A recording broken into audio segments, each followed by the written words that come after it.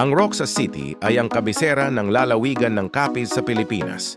Kilala ito bilang Seafood Capital of the Philippines dahil sa dami at sari-saring lamang dagat na makikita sa kanilang mga pamilihan at restoran. Ilang mahahalagang impormasyon. Lokasyon. Hilagang bahagi ng isla ng Panay, Western Visayas. Dating pangalan, Capiz. Pinalitan bilang parangal kay dating Pangulong Manuel Roxas. Pangunahing kabuhayan, pangingisda, agrikultura at turismo, wika. Hiligay noon, Capiz noon at Filipino.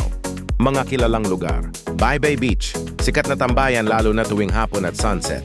Panay River, yara mahalagang ilog para sa transportasyon at kabuhayan, mga seafood restaurants na nag-aalok ng sariwang alimango, hipon, talaba, at iba pa.